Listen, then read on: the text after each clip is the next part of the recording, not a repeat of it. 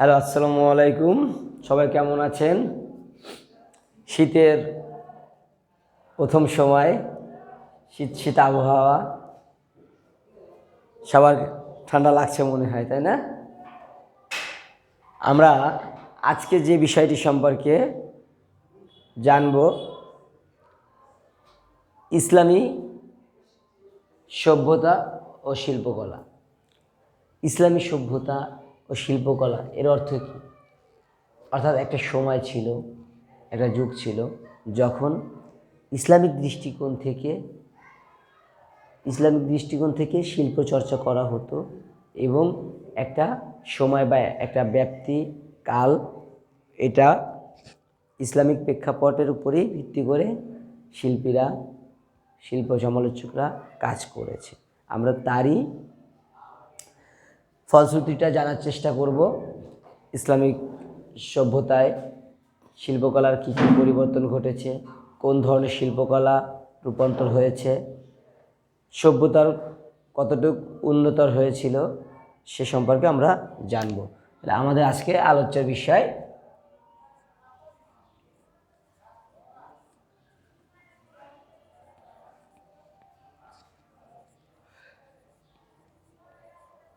সভ্যতা ও শিল্পকলা।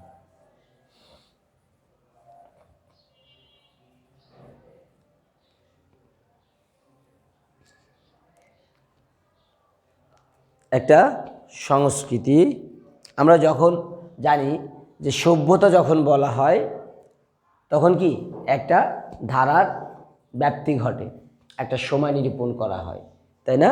আর শিল্পকলা কি, যে ওই সময়ে যা মানুষকে আকর্ষণ করেছে, যা মানুষের হৃদয়কে ছুঁয়ে গেছে, মানুষের মাঝে যে জিনিসটা দৃঢ় শক্তি হিসেবে দাঁড় হয়েছে, সেটা শিল্পকলা, তাই না? আমরা দেখি তাহলে ইসলামী সভ্যতা শিল্পকলা কি বলেছে। দেখেন, ইসলাম ধর্মের প্রবর্তক হজরত মুহাম্মদ সাল্লাল্লাহু আলাইহি সাল্লাম 570 খ্রিস্টাব্দে বর্তমান সৌদি আরবের মক্কা নগরীতে জন্মগ্রহণ করেন।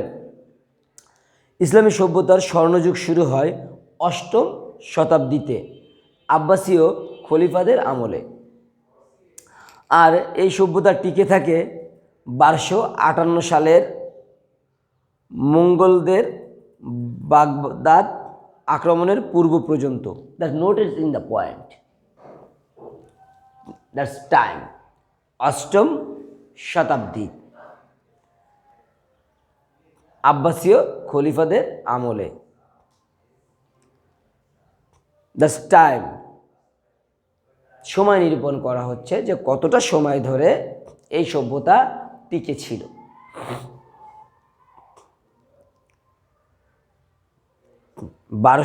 টিকে থাকার সময়টা কি 1258 সাল, 1258 সালের সময় থেকে শুরু হয়েছিল 8ম শতাব্দীতে, এবং টিকে থেকেছে 1258 সালে মঙ্গলদের বাগদাদ আক্রমণের পূর্ব পর্যন্ত। অর্থাৎ যখন বাগদাদ আক্রমণ করা হয়েছিল তার আগ মুহূর্ত পর্যন্ত। 1258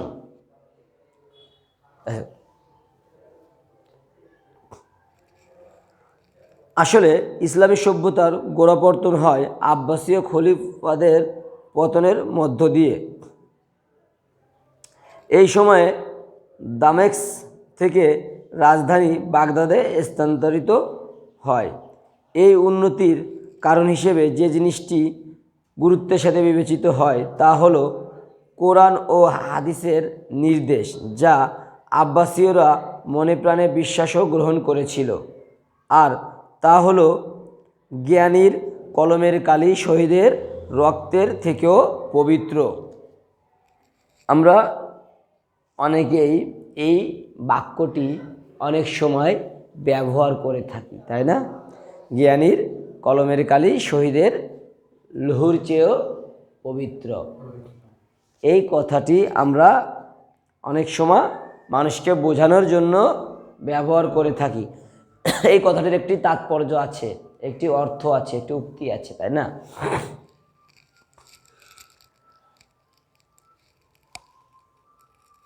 এটি একটি হাদিস বা হযরত মুহাম্মদ সাল্লাল্লাহু আলাইহি সাল্লামের বাণী। এই বাণী জ্ঞান চর্চাকে মহিমান্বিত করেছিল। পূর্ববর্তী কোনো ধর্মে এ ধরনের বাণী দৃষ্টিগোচর হয় না। এই সময়ের আরব বিশ্ব জ্ঞান, দর্শন, চিকিৎসাশাস্ত্র ও শিক্ষার ক্ষেত্রে গুরুত্বপূর্ণ কেন্দ্র পরিণত হয়। আচ্ছা, আরব এই সময় কি হয়? জ্ঞানের ভাণ্ডার হয়ে যায়। বিজ্ঞান, দর্শন, চিকিৎসাশাস্ত্র, শিক্ষার ক্ষেত্রে গুরুত্বপূর্ণ কেন্দ্রবিন্দুতে পরিণত হয় আরব শহর।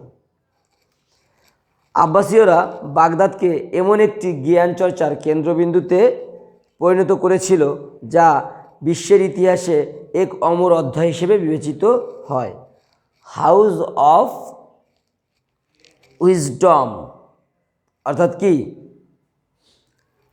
জ্ঞান চর্চার কেন্দ্রবিন্দু, ঘর, তাই না? যেখানে মুসলিম ও অমুসলিম, বাগদাদ আরবে,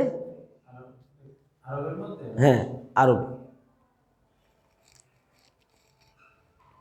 এই যে বলো না যে রাজধানীটা পরিবর্তন করা হয়, কারণ ওই যে আব্বাসীয়দের আগে যে রাজধানীটা ছিল সেটা তো বাগদাদে ছিল না। যখন আব্বাসীয়রা পেল তখন তারা কি করলো, যে রাজধানী চেঞ্জ করে ফেললো, বাগদাদে নিয়ে এসে পড়ল।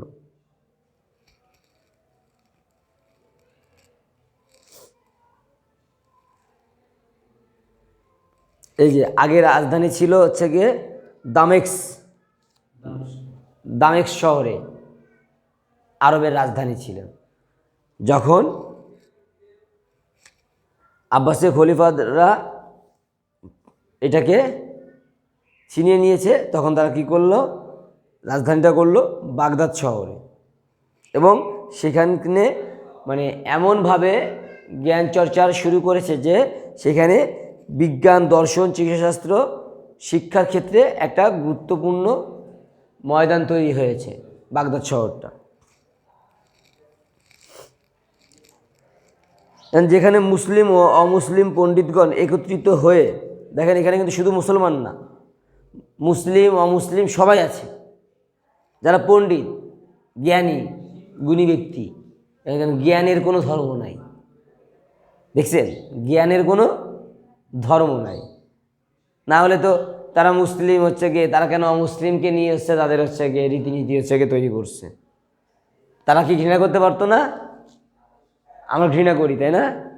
আমরা অন্য ধর্মের মানুষকে হেয় প্রতিপন্ন করি, ঘৃণা করতে চাই, হ্যাঁ। কিন্তু দেখেন যারা জ্ঞানী মানুষ তারা কিন্তু এই কাজটা করে না। কারণ কি? সর্বস্তরের জ্ঞানী আপনার প্রয়োজন, তাহলেই আপনি কি জ্ঞানী হবেন। একটা অংশের জ্ঞান দিয়ে তো আসলে জ্ঞানী হওয়া যায় না, সেটা একটা দিক নির্দেশনার পথ চলার কাজে ব্যবহৃত হয়। প্রপার জ্ঞান পাওয়া যায় না। প্রপার জ্ঞান পাইতে হলে আপনাকে সব কিছুরই সমন্বয় হতে হবে।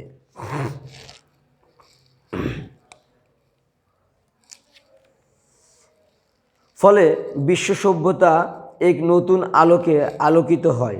অতীতের সমস্ত জ্ঞান বিজ্ঞান সমসাময়িক মানুষের বোধগম্য হলো এবং চর্চার এক সুযোগ সৃষ্টি করলো। তারা যদি এই সময় এই সমস্ত প্রাচীন গ্রন্থগুলি আরবি ও ফার্সি ভাষায় অনুবাদ না করতেন তাহলে ওই সমস্ত গ্রন্থ নিশ্চিতভাবে কালের গর্ভে হারিয়ে যেত।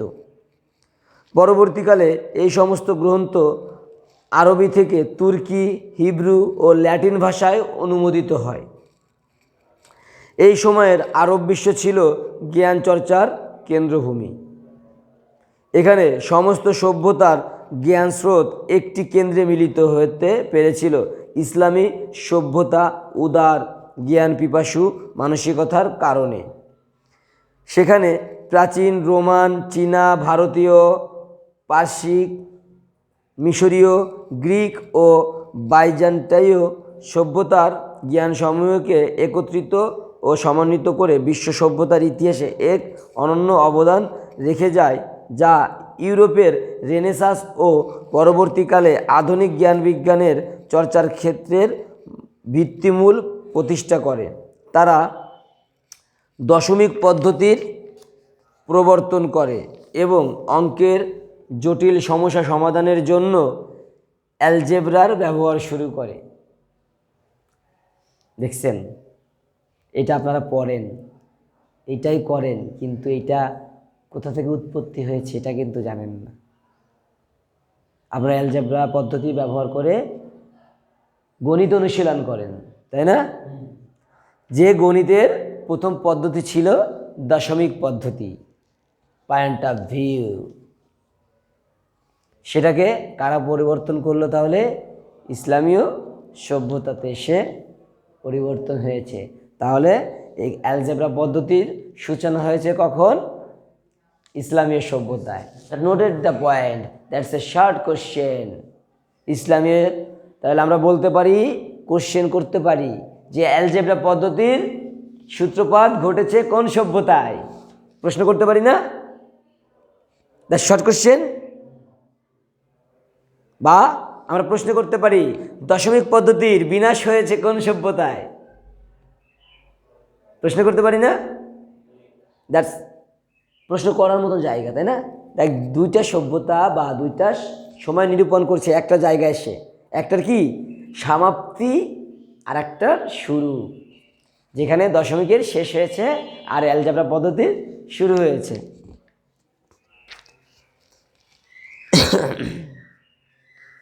জ্ঞান ও সংস্কৃতি। সহজ লেখার পদ্ধতি এবং কাগজ আবিষ্কারের ফলে জ্ঞান চর্চার ক্ষেত্রে এক বৈপ্লবিক পরিবর্তন আসে। সম্ভবত পৃথিবীর ইতিহাসে ইসলামী জগৎ একটি বিষয়ে পথ প্রদর্শন করে, আর তা হলো শুধুমাত্র লিখে বা অনুলিপি করে বা বই বিক্রি করে জীবিকা নির্বাহ করা যায়। করতেছেন না? এখন মানুষ সেটা করতেছে না? এই মানুষ কি বইয়ের দোকান দিয়ে জীবিকা নির্বাহ করে না? মানুষ বই বিক্রি করে জীবিকা নির্বাহ করে না? সমাজে এখন প্রচুর মানুষ আছে যারা পুস্তক বিক্রি করে জীবিকা নির্বাহ করে। ইসলামী সভ্যতা মানুষকে এই পদ্ধতি এনে দিয়েছে যে জীবিকা নির্বাহের একটা সিস্টেম, যে আপনি এই পদ্ধতিতে জীবিকা নির্বাহ করতে পারবেন। আর্নিং পয়েন্ট কি? জ্ঞান বিক্রি করেন, জ্ঞান বিক্রি করেন। আপনাকে পড়ে বোঝাতে হবে না, আপনি হাতে নিয়ে ঘুরবেন আর দোকান নিয়ে বসবেন, জ্ঞান বিক্রি করবেন। আপনার আর্নিং পয়েন্ট তৈরি করে দিয়েছে, যে মানুষের মাঝে জ্ঞান ছড়িয়ে দেওয়ার একটা পদ্ধতি।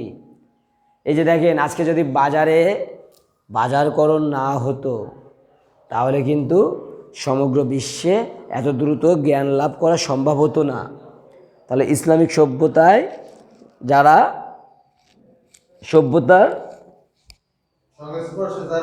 ছিল তারা কি করেছেন? মনীষীগণ, পণ্ডিতগণ তারা চিন্তা করেছেন, অনুধাবন করেছেন যে কিভাবে আমরা দ্রুত জ্ঞানকে মানুষের মাঝে পৌঁছে দিতে পারি। দ্রুত আমরা পার্থিব জ্ঞানের থেকে যে পুস্তক জ্ঞানে পরিণত হয়েছে, এই পুস্তক জ্ঞানকে কি করে আমরা সমাদৃত করতে পারি এই সৃষ্টিকুলের মধ্যে, এই মানুষের মাঝে যারা কি অক্ষর জ্ঞান থেকে এখনো দূরে আছে। জ্ঞান কিন্তু প্রতিটা মানুষের জন্মের পরেই আছে। আপনি মনে করেন না মানুষ অজ্ঞানী, মানুষ অজ্ঞানী হলে তো আর হচ্ছে মানুষ এটা তৈরি করতে পারতেন না। তাহলে জ্ঞান মানুষের মধ্যে ছিল, কিন্তু সেই জ্ঞানটা ছিল কি? পার্থিব জ্ঞান। সেই জ্ঞানটা ছিল পার্থিব জ্ঞান, যে আশপাশ থেকে, সমাজ সংসার থেকে যা কিছু দেখেছে, যা কিছু শুনেছে, সেইখান থেকে শিখেছে। আর এই জ্ঞানটা ছিল কি? অক্ষর জ্ঞান। এই জ্ঞানটা কি ছিল? অক্ষর জ্ঞান, যেটা কি তাকে সমাদৃত করবে। তার যে পার্থিব জ্ঞান আছে, ওই পার্থিব জ্ঞানের যে পরিভাষা আছে, যে বোঝার জায়গা আছে, জানার জায়গা আছে, অনুশীলন করার জায়গা আছে, অনুধাবন করার জায়গা আছে, সেইটাকে ফুটিয়ে তোলার জন্য তার লাগবে কি? অক্ষর জ্ঞান। আর সেই অক্ষর জ্ঞান মানুষের মাঝে ছড়িয়ে দেওয়ার দ্রুততম ব্যবস্থা কে করেছে? এই ইসলামীয় সভ্যতা মানুষকে অক্ষর জ্ঞান দ্রুততম ছড়িয়ে দেওয়ার ব্যবস্থা করেছে। এবার দেখেন, এই যে লেখন পদ্ধতি, এটাও তো শিল্পীর আবিষ্কার, তাই না?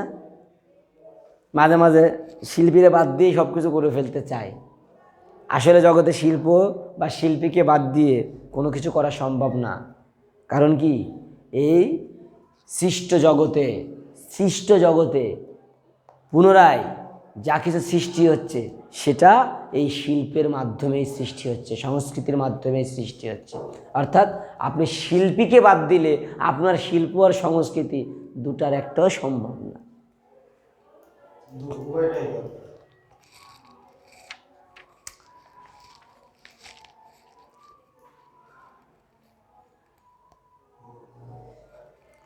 আমরা জানি যে কাগজের আবিষ্কার বিশ্বের সভ্যতা বিকাশের ক্ষেত্রে অত্যন্ত গুরুত্বপূর্ণ ভূমিকা রাখে, আর মুসলিমরা এই কাগজে অগ্রণী ভূমিকা রাখে।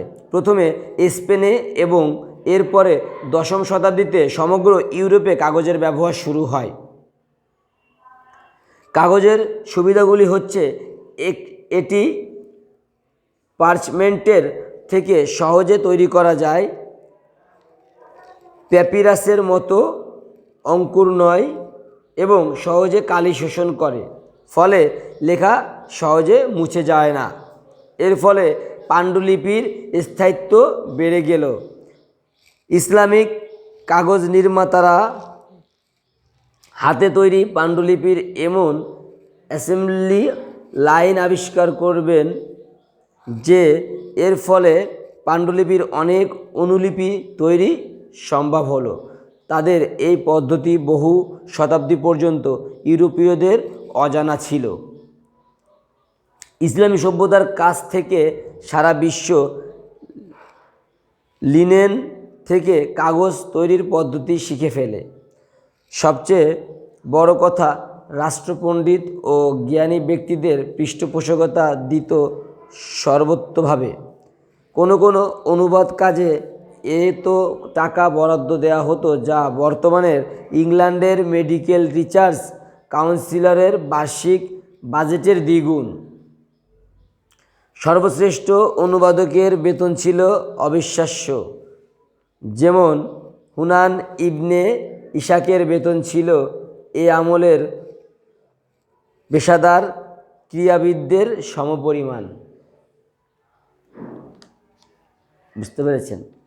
ওই সময় যে সবচেয়ে অনুধাবনের লেখক ছিলেন হুনান ইবনে ইসাকের বেতন ছিলেন বর্তমান সময়ের ক্রীড়াবিদদের সমপরিমাণ। মানে একজন ক্রীড়াবিদদের বর্তমান সময়ের বেতন কত?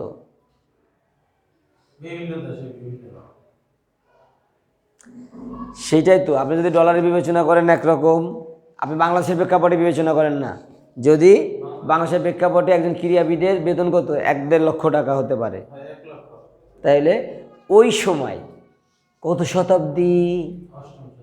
অষ্টদশ শতাব্দী থেকে 10ম শতাব্দীর মধ্যে, তাই না? 10ম শতাব্দী দে এই যে উনি লিখেছেন, তাহলে ওনার বেতন ছিল তখন এই সময়ের বেতন ছিল, ওই সময় তিনি 1 লক্ষ টাকা বেতন পাইতেন। মানে যে সবচেয়ে ভালোই ছিলেন। মানে বুঝতে পেরেছেন? আসলে যে সব সময়ই ভালো জিনিসের কদর ছিল, আছে, থাকবে, এটা আপনাকে মেনে নিতে হবে।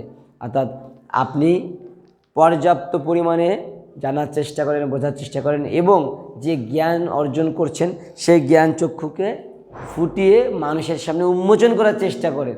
তাহলে আপনার লেভেলটা আপনাকে টেনে নিয়ে যাবে, আপনি আপনার জায়গাটা পেয়ে যাবেন।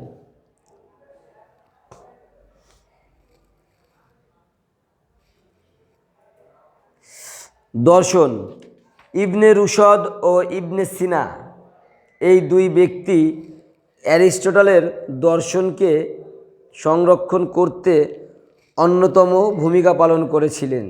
যিনি তার ধর্মনিরপেক্ষ ভাবনা চিন্তা খ্রিস্টান ও মুসলিম জগতে বিশেষভাবে প্রভাব বিস্তার করে। চীন ও ভারতের বিভিন্ন ধারণা ও দর্শন ভাবনা তাদের জ্ঞান চর্চার অসামান্য সাফল্যতা আনয়ন করে।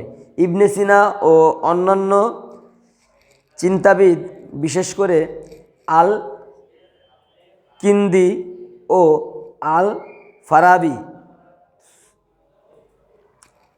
অ্যারিস্টোটলিজম ও নিউপ্লাটোনিজম ও অন্যান্য দর্শনকে ইসলামের সাথে প্রচার করেন। শুধু তাই নয়, গ্রিক দর্শন আল ফারাবি ও ইবনে সিনার লেখা থেকে পাশ্চাত্যের মনীষীরা জানতে পারেন। আলবার্তুস ম্যাগনাস এর মাধ্যমে সর্বপ্রথম অ্যারিস্টটল নিয়ে পড়াশোনা শুরু হয়। That noted the point. Albertus Magnus, Albertus Magnus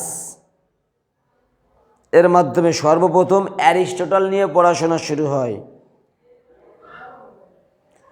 তিনি ইবনে সিনার বর্ণনা থেকে গ্রিক দর্শন তথা অ্যারিস্টটল সম্বন্ধে জানতে পারেন। আবার্ট ও তার মেধাবী ছাত্র সেন্ট থমাস একুইনাস দুজনে মিলে ভবিষ্যৎ খ্রিস্টধর্মের রূপরেখা তৈরি করেন অ্যারিস্টটলীয় দর্শনকে ভিত্তি করে, আর এটি করেছেন আল ফারাবি। বিশেষ করে ইবনে সিনা অ্যারিস্টটলীয় দর্শনকে যেভাবে ব্যাখ্যা করেছেন সেভাবেই। ইবনে সিনা তার বিখ্যাত ভাসমান মানুষ এর সাথে কথোপকথনের মাধ্যমে পরীক্ষা নিরীক্ষা করে আত্মসচেতনতাকে উজ্জীবিত করার চেষ্টা করেছেন। এটি মনে করা দরকার যে ইবনে সিনা ও আল ফারাবি বৈশ্বিক দর্শনে বিশেষ ভূমিকা রাখেন। আবার আরেকজন তুর্কি দার্শনিকের কথা উল্লেখ করা যায় যিনি দর্শনের ক্ষেত্রে বিশেষ অবদান রাখেন। তিনি হচ্ছেন আবু রায়হান মাহমুদ বিন আহমদ আল বাইরুনি। এই মহান ব্যক্তি জ্ঞানের বিভিন্ন শাখায় বিচরণ করেন, যেমন বিজ্ঞান, প্রকৃতি, ধর্ম ও দর্শন।